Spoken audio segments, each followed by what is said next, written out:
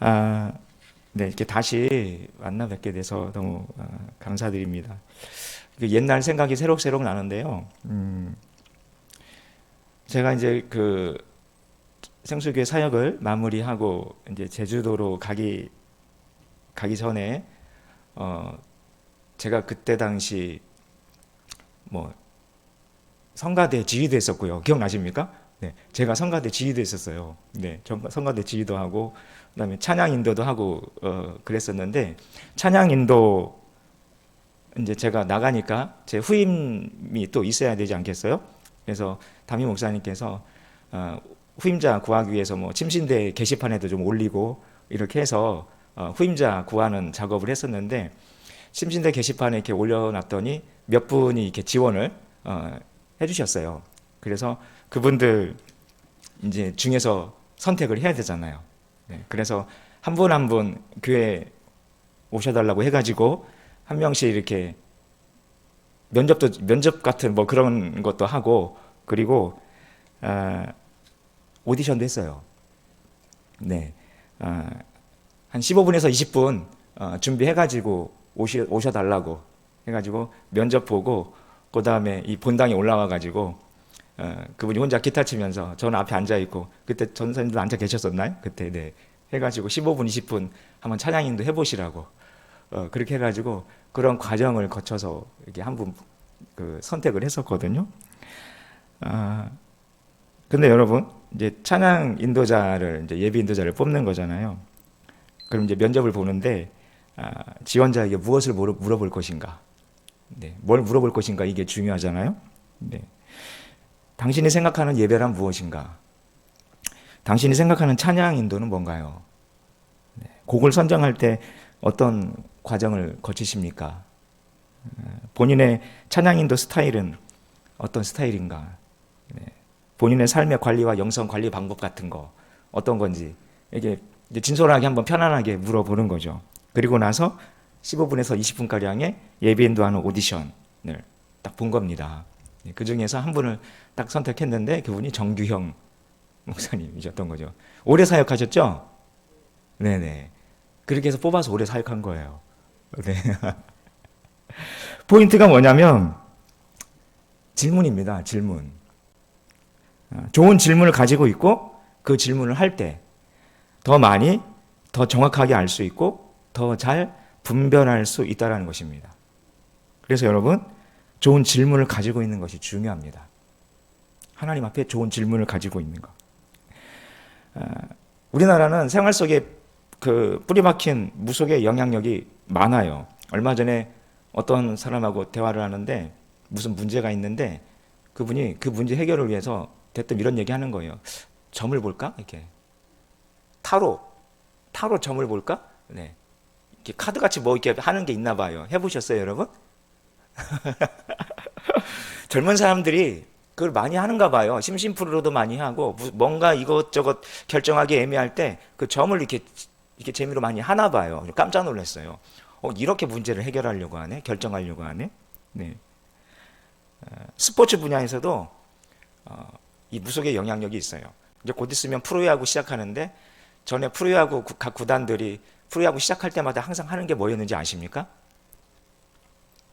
운동장에 딱 모여가지고 상 차려놓고 돼지머리 놓고 돼지머리 앞에서 고사 지내는 거. 그거를 모든 팀들이 다 합니다. 네. 그리고 투수가 던지는 마운드에다가 이렇게 술 뿌리고요. 이렇게. 그렇게 해서 시즌을 시작을 해요. 네. 그렇게 해야지 아무 탈 없이 경기를 잘 할 수 있다라고 그렇게 생각하나 봐요. 요즘은 코로나 시대라서 그거 하는지 모르겠는데, 네. 항상 했었어요. 모든 구단들이. 돼지머리 앞에서 이렇게 절하고. 네. 그랬었습니다. 뭐 정치 영역에서도 이렇게 무속의 영향력이 있죠. 이제 곧 뭐 6월 달에 지방선거 있고 재보궐선거 있고 그럴 때마다 점집이 계속 바쁘대요. 네. 정치와 무속이 이렇게 잘 결탁이 되어 있는 거죠. 이렇게. 네. 왜 이럴까요? 불안하고 두려운데 그 속에서 방향을 잡기 너무 어려운 것입니다. 분별하기가 어려운 거예요. 이게 우리의 실제적인 고민입니다. 분별하기 어렵고 결정하기 어렵다라는 거예요. 네. 넘어갑니까? 네. 근데 여러분, 우리에게 좋은 가이드가 계시죠? 네. 같이 한번 읽어볼까요? 시작.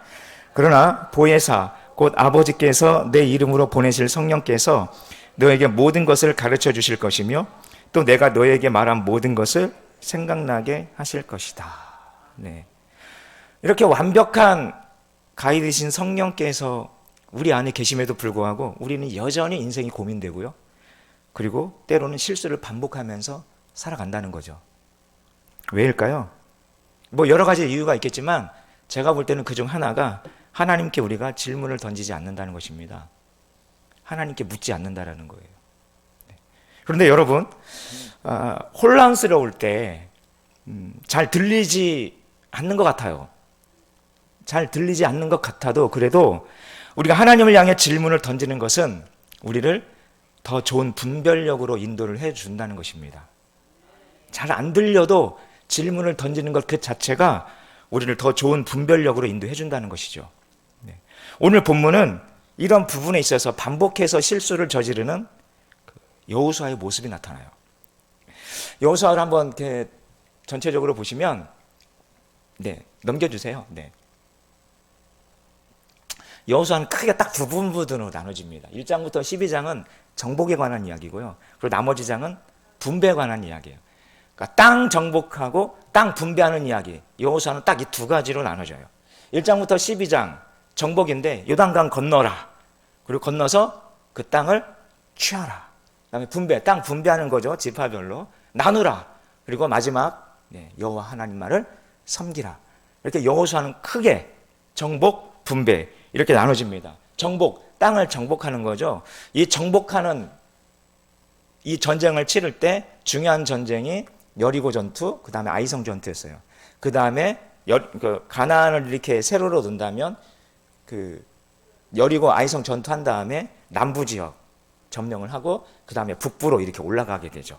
이렇게 해서 점령 전쟁이 맞춰지게 되는데 오늘 본문의 이야기는 이 9장 1절 보시면 2일 후에 이렇게 시작을 합니다. 2일 후에 어떤 일이냐면 여리고성과 아이성 전투 이후에 벌어진 내용이에요.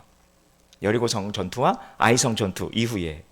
여리고 전투는 여러분 다 아시는 대로 하나님의 은혜로 대승을 거뒀죠. 한 번에 끝났습니다. 하나님의 은혜로 대승을 거뒀어요. 그런데 아이성 점령은 두 번 전쟁을 해야만 했습니다. 두 번 했다는 이야기는 한 번 졌다는 얘기죠.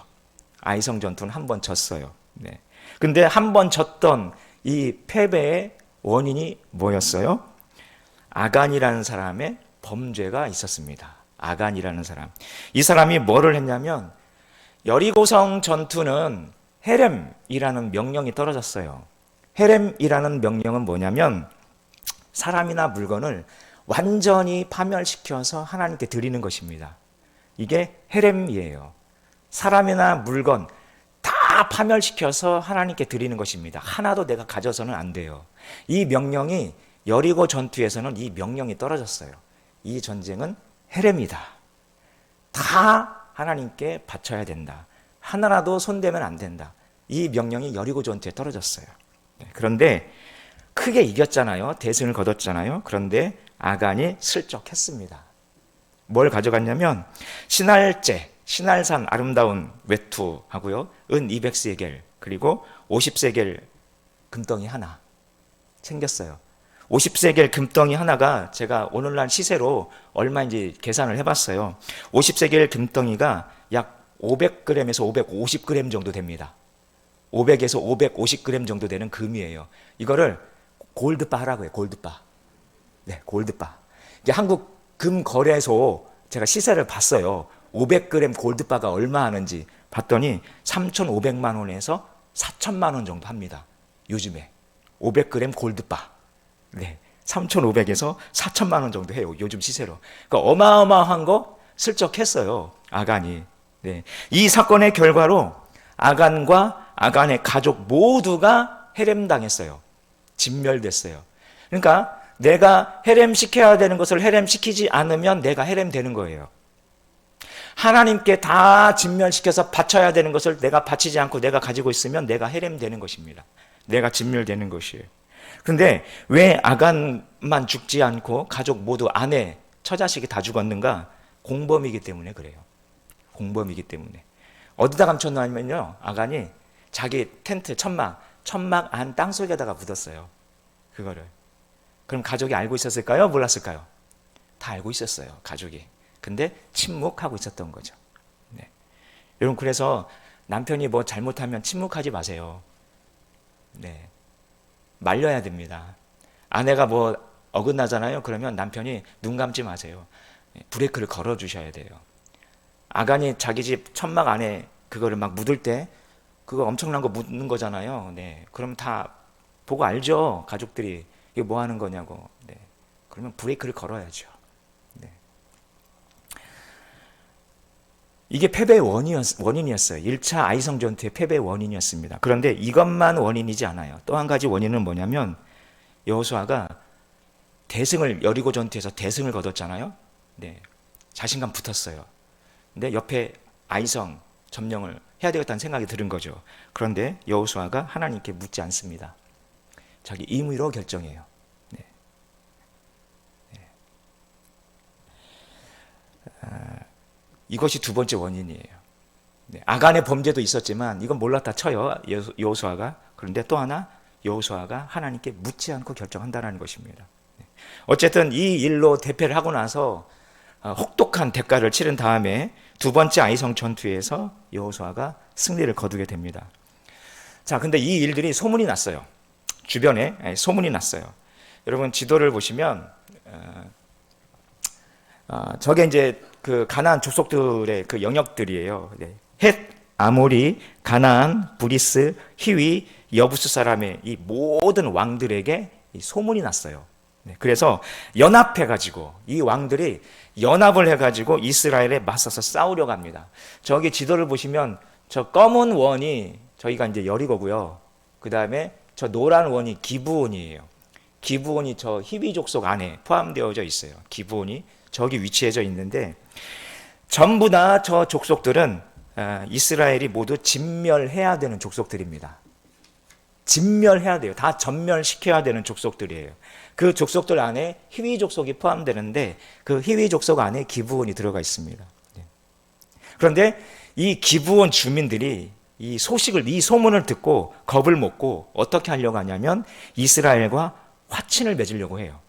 평화조약을 맺으려고 합니다. 죽기 싫어서. 평화조약을 맺으려고 하는데 속임수를 써요. 속임수. 왜냐하면 이스라엘은요, 가나안 족속이 아니라 멀리 있는 족속들과는 평화조약을 맺을 수가 있었어요. 가나안 족속이 아니라 멀리 있는 족속들은. 여러분, 신명기 20장 10절부터 12절 말씀입니다. 한번 같이 읽어볼게요. 시작. 당신들이 어떤 성읍에 가까이 가서 공격할 때에는 먼저 그 성읍에 평화를 청하십시오.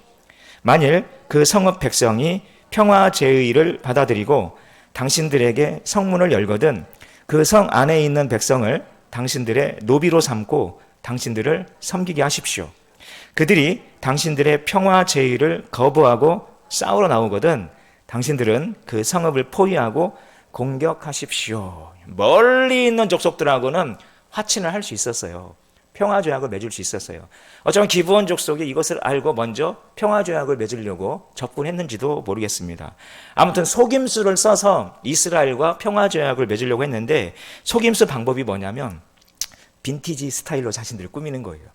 빈티지 스타일이 뭔지 아십니까? 네.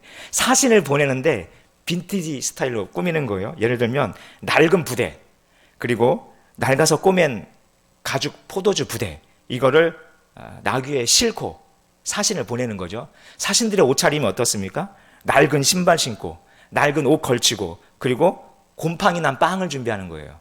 빵에 곰팡이가 잔뜩 나 있는 거죠. 네. 이 사람들이 여호수아에게 찾아와가지고 얘기하는 거죠. 우리 멀리서 왔는데 우리 평화 조약을 우리와 맺어달라 요청을 하는 것입니다. 여호수아에게.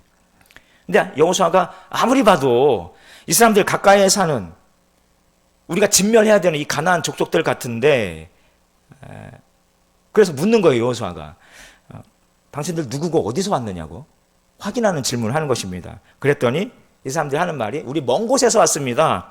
하나님께서 하신 일을 듣고 당신들의 종이 될 각오로 평화조약 맺으려고 우리 이렇게 찾아왔습니다. 보십시오. 이 빵들 보세요. 우리 출발할 때는 이렇게 멀쩡했는데 여기 이렇게 곰팡이가 다 쓸었습니다. 멀리서 왔어요, 우리. 네. 이 가죽 부대도 새 것이었는데 이렇게 다 낡아서 찢어지고 신발도 멀쩡했었는데 이렇게 오는 동안에 이게 다 낡아졌습니다. 우리 멀리서 왔어요. 우리와 평화조약 맺어주십시오. 라고 속인 거예요. 여러분, 작정하고 속이려고 들면 알 길이 없어요. 네. 우리 교회 청년 한 명도 중고나라에서 신발 하나 주문을 했는데 날렸어요. 네. 그래서 막 노발대발 네.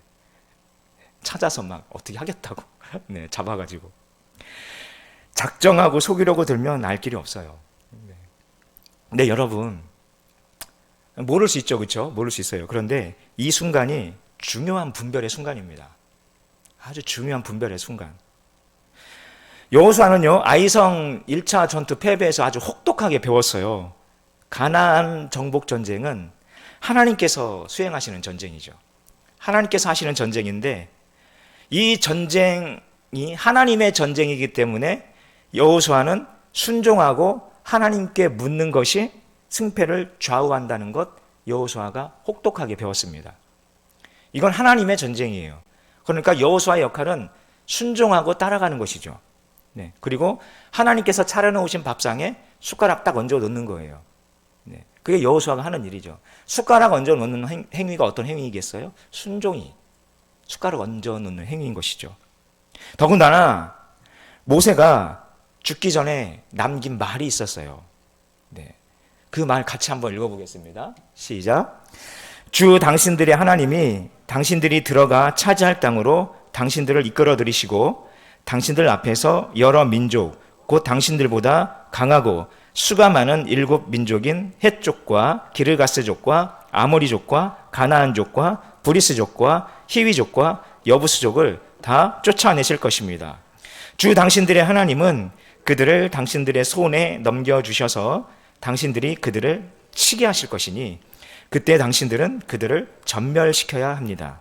그들과 어떤 언약도 세우지 말고 그들을 불쌍히 여기지도 마십시오라고 모세가 유언처럼 말을 남겼어요. 그들과 어떤 언약도 세우면 안 돼요. 그리고 불쌍히 여기지도 말아야 됩니다. 다 전멸을 시켜야 돼요. 이 가나안 족속들은요. 네. 기도 보시면 이 족속들 다 전멸시켜야 돼요. 네. 그러니까 여러분, 여호수아가 한번 실수가 있었잖아요. 아이성 전투할 때 자기 임의로 정탐꾼 보내가지고 정탐꾼이 정탐하고 왔는데 보니까 숫자도 적어요. 숫자도 적어서 한 2, 3천 명만 우리 군사 보내도 될 것 같습니다. 여호수아에게 그렇게 보고하죠. 그래서 3천 명쯤 보냈다가 대패를 했어요. 첫 번째 전투에서. 혹독하게 배웠잖아요. 하나님께 묻지 않고 행하는 것. 혹독하게 배웠음에도 불구하고 여호수아가 진짜 잘 분별해야 되는 이 순간에 여호수아가 어떻게 하는지 한번 보겠습니다. 9장 14절부터 15절까지인데요. 한번 같이 읽어볼게요. 시작. 이스라엘 사람들은 어떻게 해야 할지를 주님께 묻지도 않은 채 그들이 가져온 양식을 넘겨받았다. 여호수아는 그들과 화친하여 그들을 살려준다는 조약을 맺고 회중의 지도자들은 그 조약을 지키기로 엄숙히 맹세하였다. 네. 더 긴장하고 더 분별해야 되는 그 타이밍에서 어떻게 합니까? 어떻게 해야 할지를 하나님께 묻지도 않은 채 받아들인 거예요. 그 조약을 맺은 거예요. 같은 실수를 또 반복하는 것입니다. 어떤 실수요? 하나님께 묻지 않고 결정하는 것입니다. 묻지 않고 결정하는 것. 여호수아가요, 평화조약 맺고 3일 지나서 속았다는 거 알게 됐어요. 3일이 지나서. 근데 속아서 평화조약 맺었으니까 무효 이렇게 되지가 않습니다. 약속은 약속이니까. 또 하나님의 이름을 걸고 한 약속이기 때문에 이것을 파기할 수 없습니다. 그래서요, 여호수아는 조약대로 기브온 족속을 살려주기로 하죠. 대신에 이스라엘의 종으로 삼아서 제단에서 봉사하는 자로 삼습니다. 기브온 이 주민들을. 그러니까 하나님께서 합력해서 선을 이루게 하신 것이죠. 그렇다 하더라도 하나님께 묻지 않고 결정하는 것은 여호수아의 그러니까 묻지 않고 결정하는 이 여호수아의 이 행동, 이것은 정당화될 수 없습니다. 물론 하나님께서 그 결과를 합력해서 선을 이루게 하신 것은 맞지만 그렇다고 해서 여호수아의 반복된 실수가 정당화 될 수는 없는 것이죠. 묻지 않고 결정하는 것. 그러니까 묻는 것이 굉장히 중요한 태도라는 것입니다. 2019년에 가을에 여러분 다니엘 기도회라고 혹시 아시나요? 그 다니엘 기도회를 2019년에 교회에서 했는데 그때 다니엘 기도회 할 때 저희 교회 중요한 기도 제목이 뭐였냐면 교회 장소를 이전하는 거였었어요.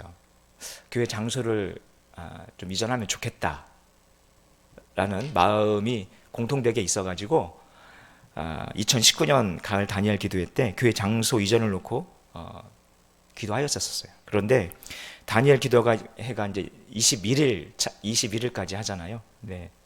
그 기도회가 끝나면서 끝난 그 주에 저희 교회 통장에 700만 원 입금이 된 거예요. 네. 그러니까 저희가 교회 이전을 놓고 기도한다라는 것을 알고 계시는 그 목사님께서 교회에 그 추수감사 주일날 헌금 들어온 추수감사 절기헌금 중에 일부를 700만 원을 저희 교회 이전하는 용도로 쓰라고 다니엘 기도회가 끝난 그 주에 700만 원을 교회 통장으로 입금을 해주신 거예요. 네. 그러니까 교회 이전을 위한 목적 헌금이 들어온 거죠. 그래서 천상 교회 이전을 이제 해야만 해요. 돈이 들어왔으니까.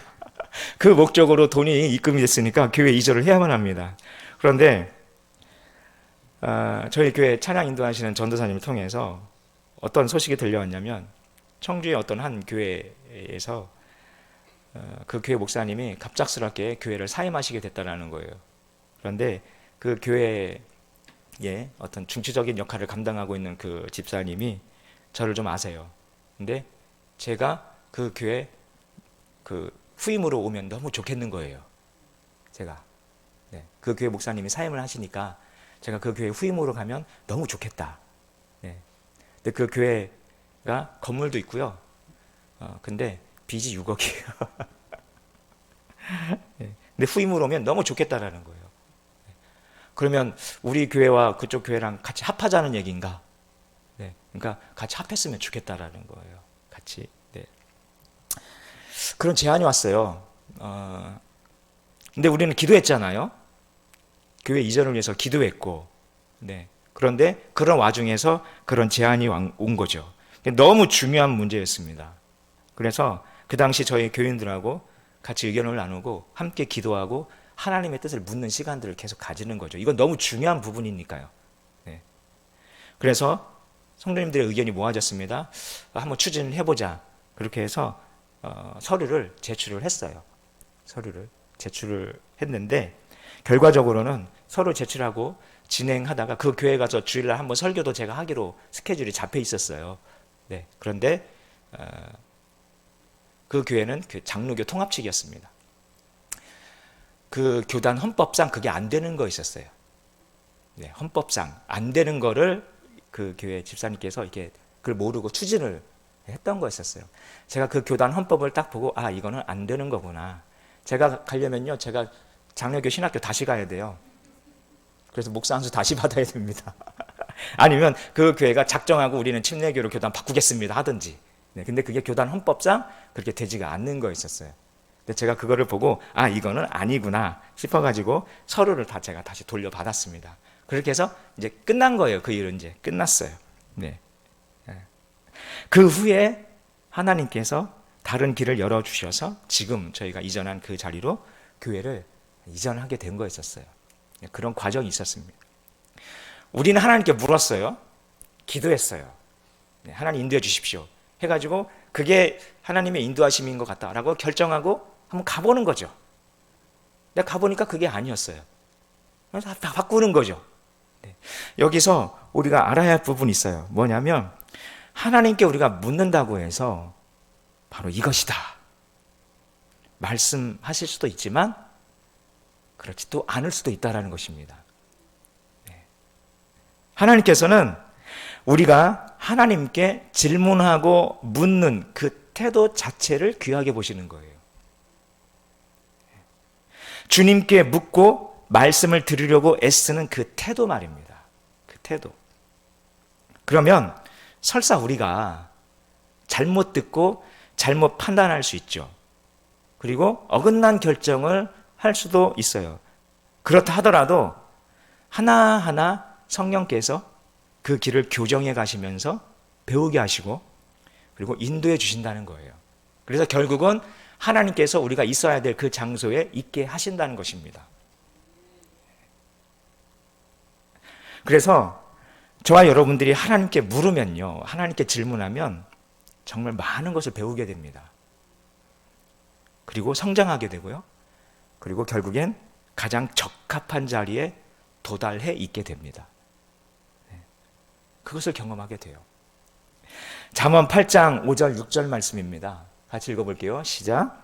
어리석은 자들아 너희는 명철할지니라. 미련한 자들아 너희는 마음이 밝을지니라. 너희는 들을지어다. 내가 가장 선한 것을 말하리라. 내 입술을 열어 정직을 내리라. 우리는 어리석고요. 우리는 미련해요. 그런데 우리의 어리석음과 미련함이 어떻게 명철해질 수 있고 어떻게 밝아질 수 있겠어요? 하나님께 질문하고 하나님께서 말씀하시는 것을 들을 때입니다. 그럴 때 우리가 지혜로워질 수 있다는 거예요. 제가 신대원 다닐 때 그 구약 강의를 듣는데 그 구약 교수님이 우리나라에서 실력 있는 교수님이셨어요. 지금은 제가 은퇴하신 걸로 아시는데 그 교수님의 수업 방식이 어떤 수업 방식이었냐면 교재가 이렇게 두꺼운 교재가 있어요. 네, 교재가 있으면 그거를 읽으라 그래요. 어떻게 읽으라고 하냐면 한 사람씩 저 앞에 있는 학생 지목하면서 그날의 그 진도가 있잖아요. 그러면은 너 읽어 해가지고 그 학생이 읽어요. 그럼 어느 부분을 읽으면 그 다음 사람이 그 다음 부분을 챕터를 또 읽어요. 또 다 읽으면 그 다음 그 뒷사람 그 다음 읽으라고. 예. 그럼 다 이제 정해진 그 부분을 읽잖아요. 그러면 그 교수님이 한마디 하십니다. 자, 질문. 이렇게. 질문하라는 거죠. 질문. 예. 질문이 없으면요. 그 다음 사람 그 다음부터 읽으라고. 그 다음 읽으라고. 그럼 그 다음 읽고 다 읽었어요. 질문. 예. 질문이 없으면 얻는 게 없는 거예요. 질문이 없으면. 근데 질문을 하잖아요. 그러면 어떻게 되는지 아세요? 누군가가 이제 질문 딱 했어요. 근데 여러분 학생이 뭐 알면 뭐 얼마나 알겠어요. 질문하는 게 그 수준이 뭐 얼마나 뭐 고차원적인 질문을 하겠어요. 아주 단편적인 질문을 하겠죠. 그냥 시시한 질문일 수도 있고요. 그 질문을 하는데 그 질문이라도 하면 어떻게 되냐면 그 질문 내용을 시작으로 해서 계속 파송이 돼가지고 파생이 돼서 줄줄이 교수님이 가지고 계신 그 지식들이 막 나오게 됩니다. 아주 유치한 단편적인 질문을 했어요. 그런데 그 질문을 시작으로 해서 고구마 줄기처럼 계속 이어져 가지고 교수님이 하시고 싶은 얘기 줄줄이 막 나와요. 그러면 너무 재밌어요. 들을 게 너무 많아요. 그런데 질문을 안 하면 그냥 넘어가는 거예요. 근데 질문을 하면 엄청난 것들이 막 쏟아져 나오는 거예요. 그래서 그 시간에 어떻게 쓰든. 근데 저 같은 그런 소심한 성격은 질문하라고 해도 잘 질문을 못해요. 그냥 꿍 하고 있어요. 그래서 속으로 무슨 생각하겠어요? 누가 질문 좀 해줬으면. 누가 대신 질문 좀 해줬으면. 근데 그 시간에는 어떻게 해서든 질문을 만들어가지고 교수님한테 질문을 해야 되는 거예요. 왜? 그래야지 엄청난 것이 나오니까. 우리가 들을 것들이 엄청나게 많은 것들이 그 교수님을 통해서 나오시니까요. 그래서 질문을 만들어서라도 막 했었던 기억이 납니다. 여러분, 하나님은 더 그러시지 않으실까요? 그 교수님도 그러시는데 하나님은 더 그러시지 않으실까요? 내가 질문하면 하나님께서 엄청난 것들을 배우게 하시는, 가르쳐 주시는 그 은혜가 있다라는 것입니다. 제가 제자훈련학교 그 훈련을 받을 때 그 강사님들이 그런 얘기 많이 했었어요. 이게 100만 불짜리 질문이 있는데 이 질문을 여러분들이 하나님 앞에 계속 던지면 100만 불 버시는 거라고 하면서 가르쳐준 질문이 있습니다. 그 질문이 뭐냐면, 하나님, 이것을 통해서, 이 일을 통해서 저에게 무엇을 가르치기를 원하십니까? 라고 질문하라는 거죠. 이게 100만 불짜리 질문이래요. 그러니까 이 일을 통해서 저에게 말씀하고 싶으신 게 뭡니까? 가르치고 싶으신 게 뭡니까? 네. 좋았어요. 그런데 여러분, 이 질문은 일이 터지고 나서 하는 질문이잖아요. 이미 일이 벌어지고 나서 하나님 이걸 통해서 제가 뭘 배우기 원하십니까? 라고 질문하는 거잖아요. 일이 터진 거예요. 이미 일이 터진 거예요. 네. 근데 일이 터지기 전에 하나님 앞에 질문하면 더 어떨까? 라는 생각을 해보는 것입니다. 기브온 주민들이 와가지고 빈티지 스타일로 와가지고 속일 때 여호수아가 모르고 작정하고 속이고 들어온 거니까 어쩔 수 없었다 치지만, 혹시 혹여라도 여호수아가 한번 하나님께 더 질문했었다면 어땠을까? 그런 아쉬움이 남는 것입니다. 마찬가지로 일이 터지기 전에 하나님께 늘 질문하는 습관을 갖는 것, 이것은 100만 불짜리보다도 더 큰 이익이 있지 않을까라는 생각이 드는 것입니다. 그래서 저와 여러분들에게 오늘 하나님께 질문해라, 하나님께 묻는 사람이 되어라 라는 이 말씀의 제목을 저 여러분 가슴에 새기고 하나님께 질문하며 나아가는 오늘 이 저녁 되시기를 주의 이름으로 축원을 드립니다.